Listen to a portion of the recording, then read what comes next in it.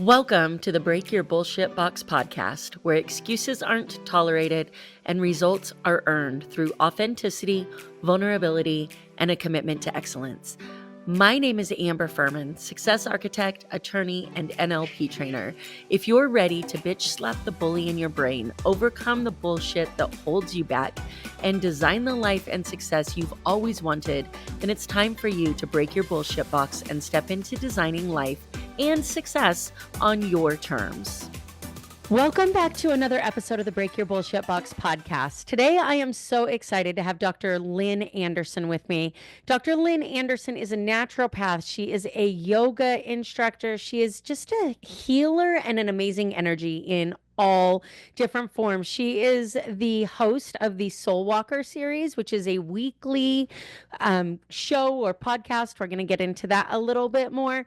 We had a really great pre-interview call, and I'm super excited to dig into this with you guys. So without further ado, let's jump into this episode. Welcome to the show.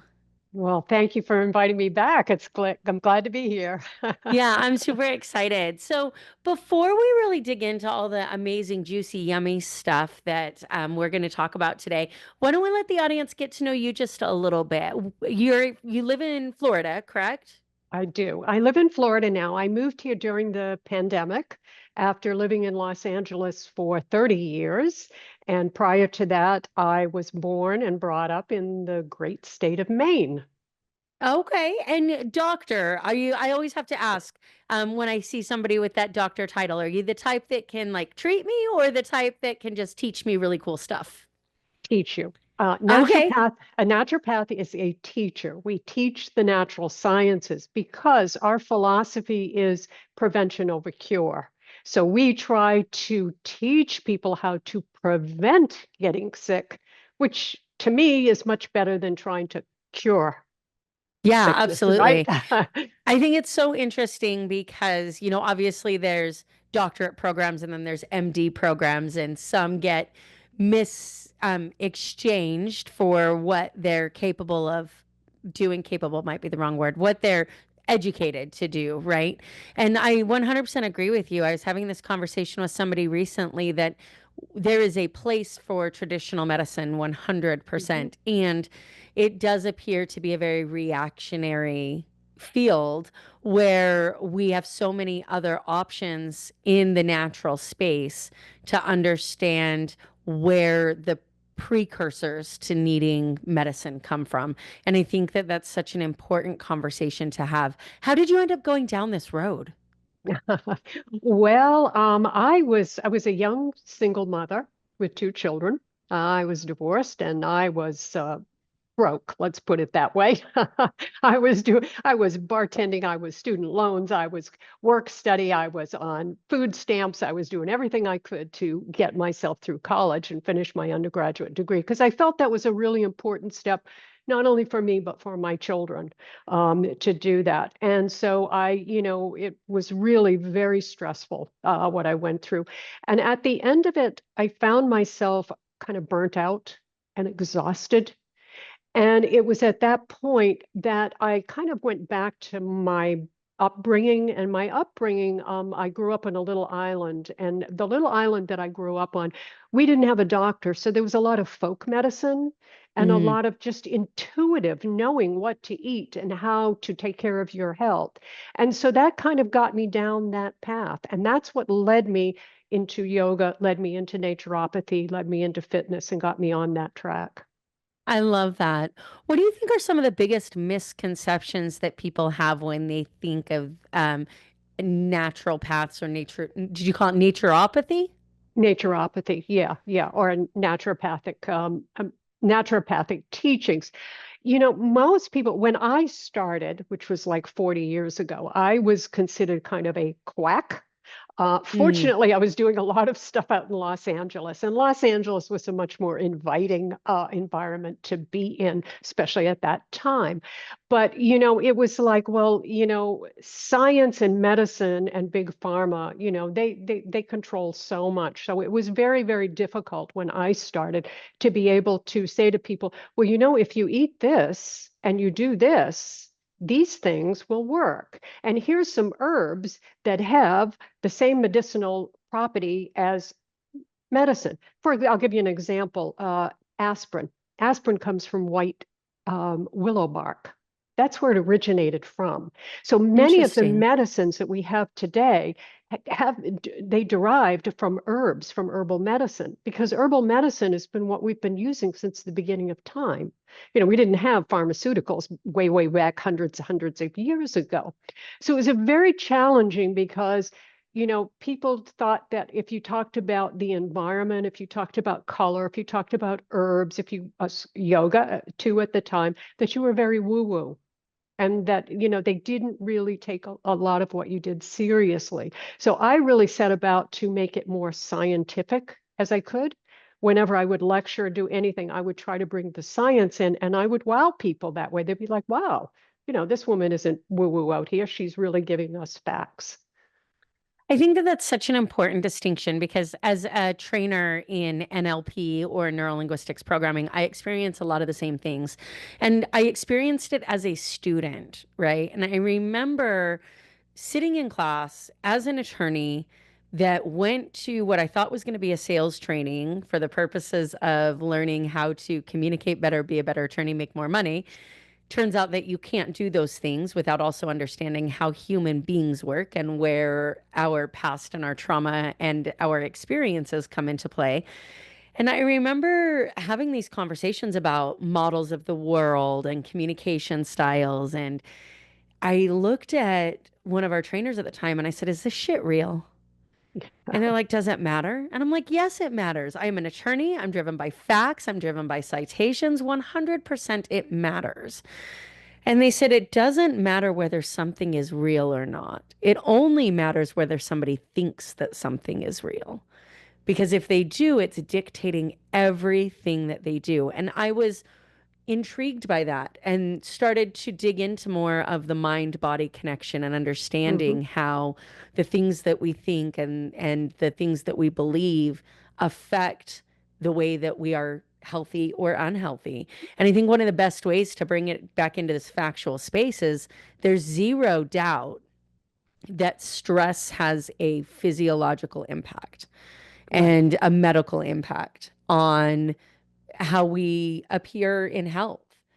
Hmm. And if we are incongruent with our lives, if we're stressed with our lives, if we are struggling with any type of decisions and we're overworked, that shows up medically. There's no doubt about it. Absolutely, absolutely. And stress, I mean, we can feel it in our body. That's one of the wonderful things about yoga. Yoga allows us to get into our bodies and feel what's going on. And when a person is stressed, up here in their mind and all this stuff's going on, the body's tightening up. When the body tightens up, you don't have that flow of fluid through your body. Your body is only healthy when everything is in balance. All the organs and all the blood and oxygen and everything is flowing perfectly through your body. So if we tighten it up somewhere, then there's going to be some kind of an effect physically as well as mentally with stress. Yeah. Yeah, absolutely. So let's dig in a little bit to your journey. One of the things that I always love to understand is what are some of the biggest things that you had to overcome in order to get to this place that you're at right now? I feel like one of the biggest mistakes that people make when they're looking at individuals that are further along on the journey than they might be at this point in time is they think that we just always had it all figured out. Yeah. And, I always tell my guests before they come on the show, like, we're going to talk about your successes and people are going to know how amazing you are. At the same time, like, we're going to talk about some failures and we're going to talk about some bullshit. And we're going to talk about some excuses and we're going to talk about some vulnerability. So for you, what was it that you had to overcome in order to step into who you currently are? Well, a couple of things. First off, I've got a few years under my belt, and I come from the women's liberation movement, and I come from the generation of the women who first went out there and kind of pounded on the doors to come in and say, "Hey, I've got a degree. I'm an intelligent woman. Mm, I want to be at the table." And you're sitting around the table and it's all men. And of course, they don't want you sitting at the table and they do whatever they can to make you think They can make you look stupid. So that was the very first thing that was very difficult for me. I also, when I first came out of school, I was with my undergraduate degree, I was working on my advanced degrees, but I went into marketing. And because I had two children to support, I wanted to buy a house, I wanted to raise those children, and I had student loans. I needed to go to work. So I went to work in sales and marketing, and I hated every minute of it. And Mm. I failed terribly at it. I mean, I could do it, and honestly, I was smarter than most people. I'd run circles around them, but I hated it. I hated going to work. And so I was not successful at it. And I kept going and hitting my head against the wall and kept trying and trying because it's where the money was. And I needed the money. And it was when I really realized that you have to follow what feeds you. You have to follow your passion in life. Because if you're following your passion in life, everything else will take care of itself. But if you're not, you're going to get hit over and over and over again. And eventually you're going to get sick. And that's where I made that drastic move and said, you know what? I'm going to follow my passion. I'm going to do what I want. And was it tough? Yes. There were times when I didn't know how I was going to make ends meet, how I was going to keep things going. There were times when I was, put down by other people, for what I was doing. But I knew somehow that it was my karma, it was my passion, and that's what I did, one step at a time. Yeah, I think it's such a good reminder for people. And I smile because I went to a craft fair uh about a year ago, and I stopped at this booth that was very like, the only way I can describe it is piratey. He probably didn't mean it to be piratey. It was like more like old school, like nights and LARPing and things like that. But I found this amazing sign, and I just happened to look at it while you were talking, and it looks like an old, like, if it's out of wood, like if you were to imagine wood being Hmm. made into a sign. And one way it says same old mistakes, and on the other way it says glorious new mistakes. And I Yeah. think that that sums up so much of what you're talking about right now. We make the same old mistakes of thinking Hmm. that we have to do something a very, very specific way. And then we make new mistakes of realizing that we don't have to do it a certain specific way. And that means that we get to make mistakes while we figure out our own path of what it looks like to do it our way, right? And I think Yes. one of the biggest things that you said that jumps out at me on that glorious new mistakes path is following your passions. I feel like so many people think, if I work hard and I get this career thing figured out and I get this money thing figured out, then I'll be able to follow my passions. And it becomes this secondary thought, and it never ends up the way they think it's going to. Mm-mm. Never, ever. And it takes a lot of courage. And that is one of the things that karma teaches us, is that courage is this wonderful thing that we all have it. It's just you got to bring it up to the surface. And along with that courage requires tenacity. And it's really tough when you've been beaten down to pull yourself back up again and just keep going. But when you have that passion, when you have that vision, that's what gets you back up and gets you going. When you don't have the vision and you get battered down, it's really hard to get back up again, really hard. Yeah, understanding, what it is that, and I just finished a goal setting seminar and we were talking about this. Like, one of the questions that I ask when I do goal setting with people as we're going through their goals is this goal only for you? And they always say, well, no, it's for my wife and it's for my kids. And I said, no, let me clarify. It can benefit them, Hmm. but do you want it only for you?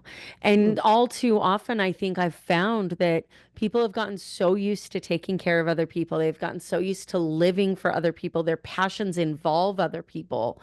Their identities involve other people, that when they sit down to make goals just for themselves, they don't know how to do it. Where do you think that comes from? Well, I think we have, we are raised with this sacrifice mentality, Mm. and that we shouldn't, I mean, it's selfishness to think of yourself first, but it's not. Because when you are happy and when you are doing what you have a passion for and what you love, your energy towards your family, to your friends is so different than when you come home miserable every night. There's a big difference there, in being excited about what you're doing and sharing that enthusiasm with your children and teaching your children that kind of enthusiasm and that you can do things in life. Pick your passion and do it, and it'll always work out for you. There will be some falling down. You will get knocked on the head.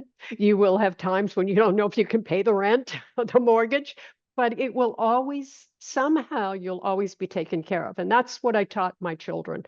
You'll always be taken care of. Something will always happen. I can tell you the times when all of a sudden a rebate from my insurance company for $150 would come that I had overpaid, and it was just the right time to pay a bill off.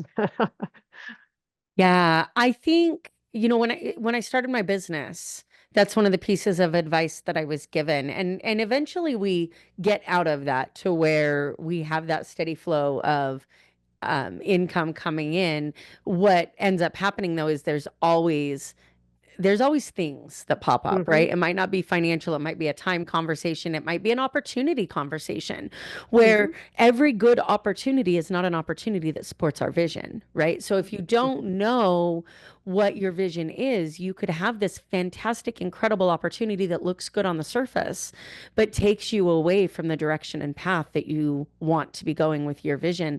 And I remember when I started my very, very first business and I was reaching out to attorneys to ask them what advice they had. There were two pieces of advice that really stick out to me. One was you'll be surprised how little you have to work to make what somebody else is willing to pay you. Hmm. That false sense of security that by having a 9 to 5 and a W-2 job that you are in some way more secure than you were before and that you don't have to work as hard. But the other one was you're gonna come across moments where you don't know how it's gonna work out. Hmm. Might be you don't know where the payroll is going to come from. It might be, you don't know where this resource is going to come from. If you continue to put in the work and you continue to stay the course, it will always work out in the end. And I've always held on to that because there have been moments where in the beginning of my business, I didn't know where payroll was going to come from. There have been moments where I thought I could just go back and get a 9 to 5 job. And then I remembered what it was like when somebody told me what to do and where to be, and somebody else made my schedule.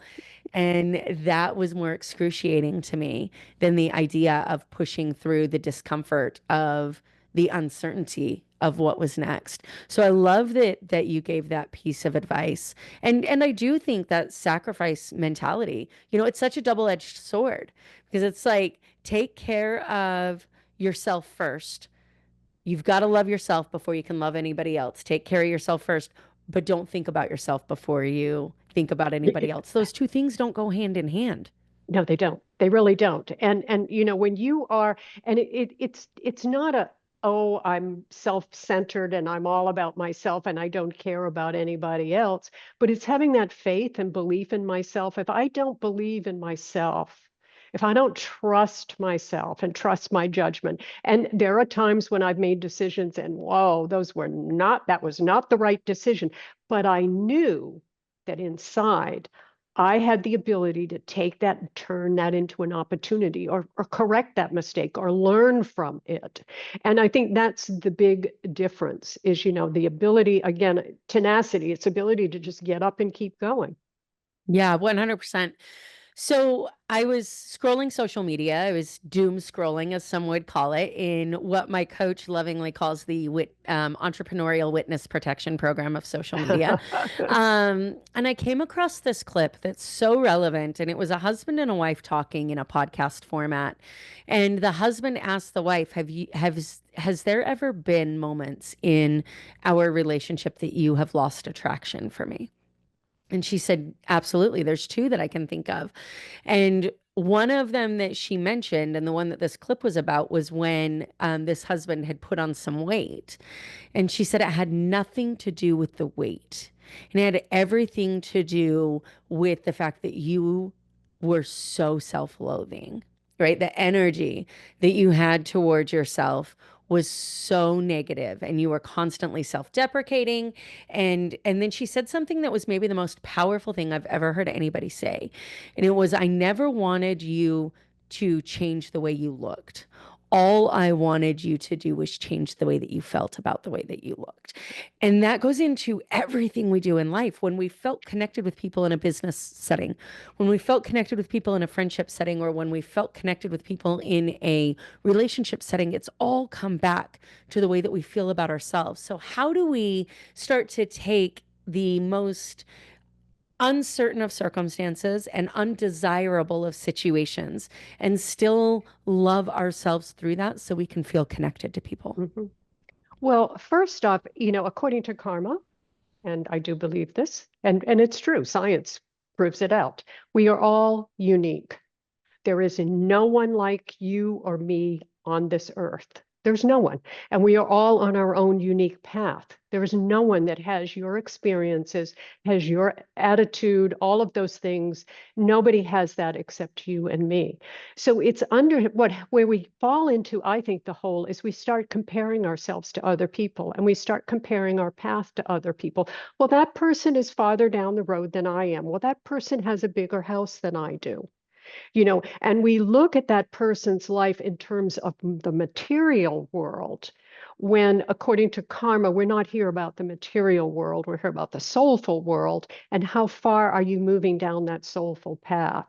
And have you connected, and can you really grasp that you are this wonderful, unique human being, and you have this wonderful, unique experience here on life, on Earth? So I think that's where we fall into that pit, is comparing ourselves to others. And I think social media makes it even worse today, because you're getting Mm-hmm. all this false stuff coming at you. And it's very hard for people to discern what is real and what isn't real. Yeah, I 100% agree. I was just having this conversation because I used to say, don't trust the pictures in front of the Lambo, don't trust the pictures on the private jet. Like, you can go rent those things and you can, but now you don't have to because AI makes it so easy to create an image that Mhm. out of nothing, right? And I love AI. I use it in my business often. However, if we're in this comparison game and if there's somebody out there that is really trying to exaggerate the successes that they've had for the purposes of views, likes, and shares, Mhm. it's so easy for us to think, how did they get so successful? And how am I still stuck in this spot? When in reality, the way they got so successful was plugging a request into AI and hitting save. Exactly. But who's to say that they're more successful? And that's Mm. that's a really hard thing for humans to get their head around, because we consider success bank account, house, car, how you look. I mean, we have all of these barometers, for what is success. And yet success is really about finding your inner self. It's about having happiness and having peace and having health. If you are healthy and you are happy and you are at peace, you are far better off than most people in the world. And I Mm. oftentimes refer to Steve Jobs. He had more money than God, let's say, almost. And yet, when he got ill, the money didn't matter. The material things matter not if you lose your health and your happiness and your peace of mind. When those three things are gone, money is not important. Have you ever watched the movie I Am? It's a Um, documentary. Yeah, no, I haven't, but I will. So I would highly suggest it. And to those of you listening to this, I would suggest it as well. I Am is a documentary by, I can't remember his first name. His last name is Shayduck. And he was the producer for a lot of the Jim Carrey movies. Hmm. And he talks about this because he worked his way up to this incredible place in his career. We had all the mansions and all the nice cars and all the people, right, in his life, and the award ceremonies and everything he had worked so hard for. And he ended up getting super, super sick. And doctors couldn't figure out what was going on. And it was determined he probably had about a year to live. And he said to himself, if I only have a year to live, it's going to be the best year of my life. And so he sold all of his stuff and he started traveling the world. And as he sold his stuff and started traveling, he started to improve with his health. Mhm. And it was stress and expectations and the demands that we put on ourselves when we're trying to maintain a certain level of appearances and financial success Mhm. that was making him sick. And so he made this whole documentary because when he started getting better, he started traveling, talking to world leaders, talking to spiritual leaders. His father was involved in, I think it was either the Clinic or St. Jude's, I can't remember which Mhm. one, of creating that. So he had this medical connection. And it's all about the connection between stuff, stress, and health, and then the energetic connection between all of us as human beings and how disease in one area of the world actually affects every other area, whether we want to accept it or not. So there's definitely this connection between excess stuff and expectations and health. Absolutely. But also, wealth is not bad. Wealth No, is a not at wonderful all. thing. And one of the things that I teach in my soul walking series is that wealth is a wonderful thing. If I'm wealthy, wealthy, wealthy, a wealthy society has better education, better health care. We have so many more wonderful things. It's not wealth, it's greed. Mm, That's the thing that gets us. So it's great to go out there and make lots of money, but what do you do with it? If it's all about greed, that's when the problem comes in.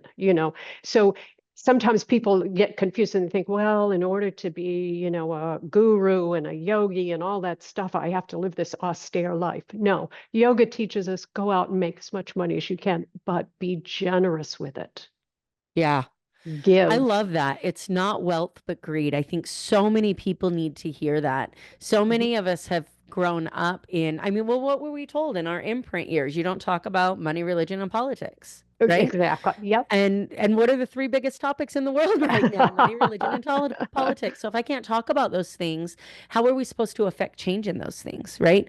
If I can't talk to somebody and have a healthy, disagreeing conversation about hmm politics and religion, then how, hmm as a society, are we ever going to get to a place where politics and religion are no longer the things we fight over, right? And if I hmm can't talk about money, I tell people this all the time in my trainings is your unconscious mind, if you say this is something I can't talk about, just like any child, where if you say don't talk about this, their first thought is, well, then something must be wrong with it. So if I can't Right. talk about it, I can't have it. So we've been told our whole lives, don't talk about money, don't talk about your successes, don't share, don't brag. Nobody wants to hear about how good you think you are. And then we get into business ownership or we become adults where we need to take care of ourselves. And our unconscious mind has been programmed that self admiration, that telling people about your successes, that having money is things we can't talk about. So they must be bad. And now we have to unprogram all of that. That's absolutely true. Where it isn't. I mean, it's like it comes down to, karma yoga teaches us there are four great passions in the world. And these four great passions, everything comes from the four great passions. And we are here on earth to all of us to deal with these four great passions, some to more degree than the other. And they're deceit, greed, anger, and pride. Mm, And if you think about those, everything mushrooms from those. As deceit is dishonesty, anger and pride. And so we are here really on earth. That's our task, according to karma. It's not about making money. It's not about relation. It's not about any of that. Our task is to tackle those four great passions and to turn those four great passions into, honesty, kindness, generosity, humility. when you change that, that is really what our path is here on earth. Because when we depart this world, as I like to tell people, you're not taking any of the drama, the stress, the material thing. You're not taking any of it with you. You leave it all behind. So focus on Yeah. what's really important. So you've mentioned this word a couple of times, and I want to dig into it from a spiritual yogaistic, if that's a word, and like naturopathic conversation. We hear karma thrown around a lot in Mhm. social settings. What Yeah. does it mean to you when you talk about karma? What are you talking about from an educated and scientific perspective? All right. Well, first off, the karma that we use is the pop culture karma, good or Hmm. bad. And karma Yeah. is not about good and bad, because if we go to good and bad, we're talking about judgment. And karma is not about judgment. Karma simply means work. It means you have, according to karma, you have reincarnated here on earth, and you are tasked with dealing with one or more of those four great passions and working your corrections. And so karma puts you in the place where you have the greatest opportunity to work through those things. Do we do it? No, sometimes we don't. We just ignore the whole thing, and karma says, well, that's okay. You're not bad, you're not good. Just whatever you put out there is going to come back to you. And I use a good example of, if I go out and I steal something, right? I'm a thief. Everyone would say, yeah, Lynn's a thief. But let's say I never get caught. So how does karma fit in there? Somewhere in my subconscious and my conscious, I am constantly carrying the fact that I stole something. And I will constantly be looking over my shoulder. Is somebody going to catch me? Is somebody and I will be burying and hiding that. Just think what that does to your life. Hmm. That's my karma. So it isn't just necessarily that if I go and I punch someone in the face, they punch me back. It doesn't necessarily work that way. Karma just means you are here to do the work, and it's cause and effect. What you put out is going to come back to you in one way or another. And that's really what karma is. I love that description. So this is the Break Your Bullshit Box podcast. Let's talk about some bullshit for a minute. What Okay. are some of the, I'm in the middle of reading a book. Well, in the middle is a probably incorrect statement. I'm starting to read a book called How Real is Real. Hmm. By John Wozniak, I think is his last name. Hmm. And we talk about this all the time from this conversation of our model of the world and what we see versus what you see. So I was sharing in a networking event this morning what I do. And I said, I'm the author of Break Your Bullshit Box, and I help people understand that just because your excuses feel real doesn't mean they are, right? Hmm. So for Hmm. you, what is the thing that used to be real to you, the excuse that you used to hold yourself back with because it was so real, that no longer is real because you've overcome it? Well, probably where I grew up, because I grew up in a very rural place. I grew up in an island off the coast of Maine. And I can tell you that the very first school I went to was a two-room school with an outhouse. Okay, so I come from some pretty rough area. I mean, but it was wonderful. I was a wonderful childhood because there was a lot of freedom there. But there was a lot of you were a hick. They called us clam Mm, diggers. That's what we were called because we came from the island. So there was a lot of, I carried around a lot of feeling that I had a veil of shame over me. I'm poor. I don't come from a wealthy family, et cetera, et cetera. And I think that was a hard thing for me to be able to lift that veil up and take it off and be who I am. And when I did that, I realized that, wow, I'm richer than a lot of those people who used to mm. make fun of me. I have so, I can survive. I can dig clams if I need to eat. Yeah, I can go catch a fish. I know how plants go. I know all of those wonderful things. So it was taking that veil off and saying, I'm not going to be ashamed of who I am or where I come from anymore. And it was the most wonderful release that I've ever felt. I love that. And having done work, I know that it is as simple as taking the veil off. it is Mhm. also nowhere near as easy as just taking the veil off, right? I always Exactly. tell people change happens in an instant. It's deciding to change that takes time. Mhm. What do you think the biggest piece of advice that you have for somebody who might resonate with what you just said? What is one thing that could move them towards getting closer to deciding to take that veil off for themselves? Well, I think it does help to have people in your life who support you. And I think that's a really big thing is gravitating and finding those people and removing the kind of people that aren't there, the people that are to put you down. Most people who want to put you down are insecure to begin with. Mm. And again, I go back to, you're this unique individual. There's nothing like you on this earth. How beautiful and wonderful can that be? you know so I was very fortunate that I would connect with certain people, and they were just they were my mentors. They were people who would just give me such great advice, and it was a wonderful place. Is that's what I would say is try to move in that direction. I love that. So that was the easy question. Now, the not so easy question. What is the piece of bullshit or the excuse that you get to overcome that is preventing you from being the next version of yourself? What is it that you're dealing with now that you're working to overcome? Well, I would say that I kind of threw that thing.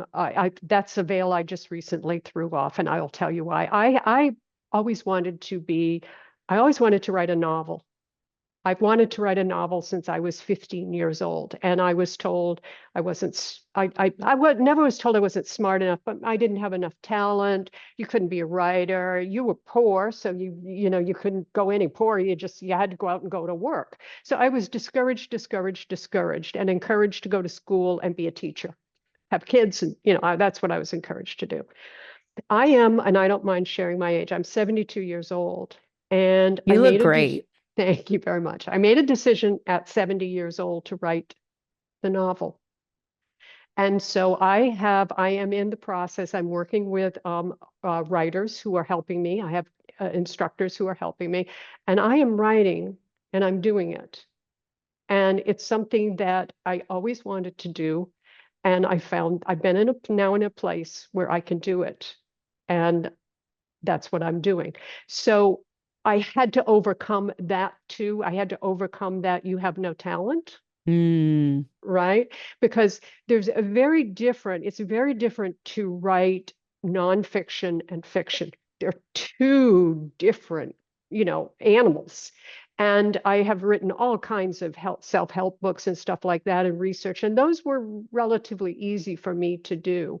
But to make this a leap into what I'm doing now, which is a saga of four different novellas, short novellas that go together. Hmm. Um, and it was a big leap, but I'm glad I'm doing it. What do you think the difference is between writing something that's nonfiction versus writing a novel that makes it different for you? Well, the novel, you you become the characters in the novel, you become the story. And so you get pulled into this story, and the story is with you. It's just becomes part of who you are. And there's so many inner emotions and experiences that you can bring to the characters that you can't necessarily bring in, if you're writing like my karma books or anything. Those were more based upon, science and research, and that this is gives a more creative element to it. And I can take a big license to write, and that's, I think, the big difference.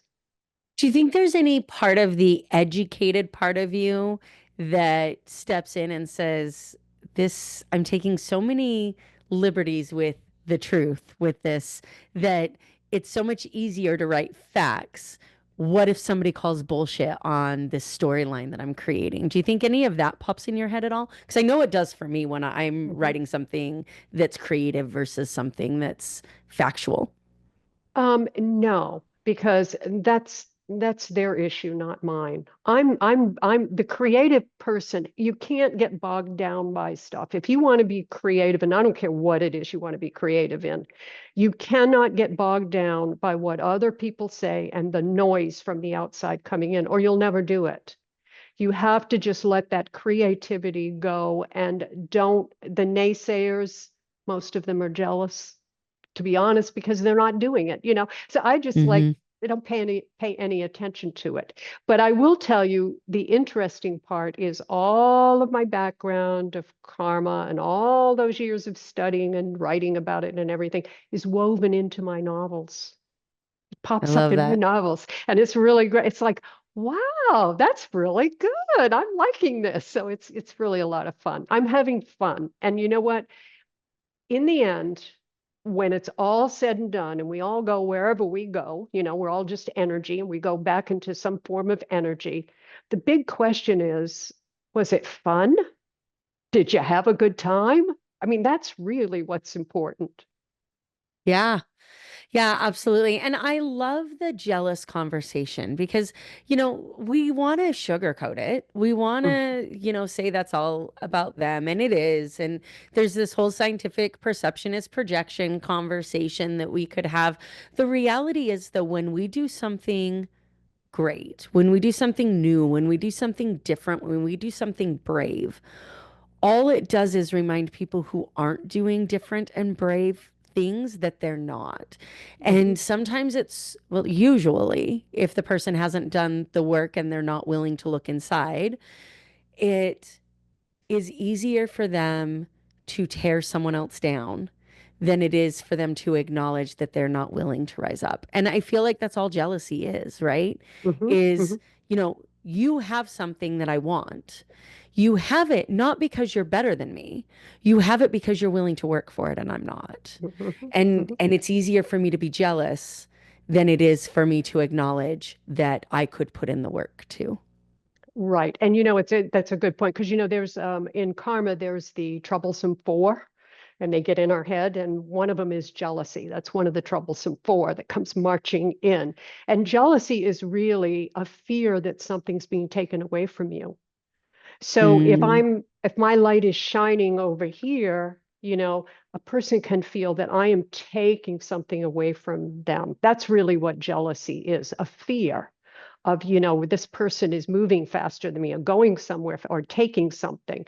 When in reality, I'm just being a creative person. I'm just doing what I'm doing, what makes me happy, you know. And when a yeah. person is doing what's making them happy, they really aren't concerned with really what other people are doing. I mean, you know, you're happy for other people that are doing things. Yeah, 100%. I talk to people about this all the time when we talk about this underdog mentality, and I've had it. Sometimes I still do the tell me I can't do something and watch me go do it. And that's Yeah. fantastic until that tell me I can't do something disappears because you reach a level of success where nobody's telling you you can't do anything Hmm. because they're there to support your successes. They're not there to tell you down, to tear you down. So when you say, I'm going to build an 8-figure business, you don't have that person going, 8 figures. Why do you need that much damn money? You have that person that says, sweet, what can I do to help you? And you're like, wait a second, I don't know how to operate if I'm not proving somebody else wrong. So where are my Hmm. haters, right?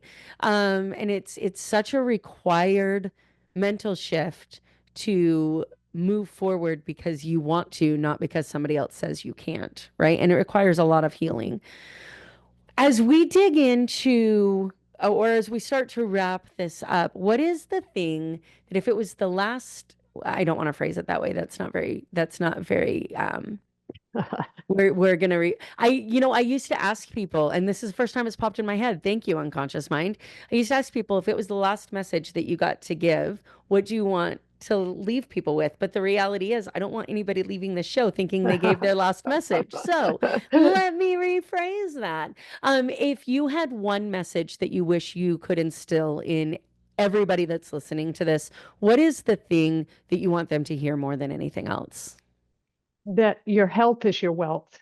And the minute you lose your health, think about it, even just a common cold, you get the common cold. The minute you lose your health, you lose everything.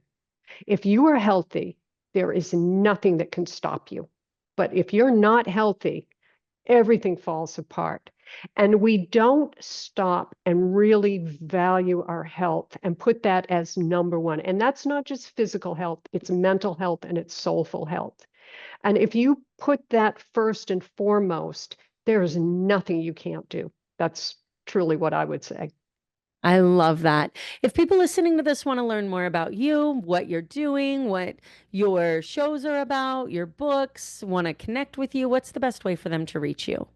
The best way is to go to the website, which is drlynn.com. It's spelled out DOCTORLYNN.com. Everything's there, books, stuff about me, classes, everything that I'm doing is right there. And, they can email me. I'm pretty good about returning emails to people. So yeah, that's where they can reach me. Awesome. Lynn, it was so great to have you on the show. Thank you so much for taking the time to share your passion, your expertise, and your growth with the audience. I really appreciate it. Well, thank you very much for inviting me. This was lots of fun.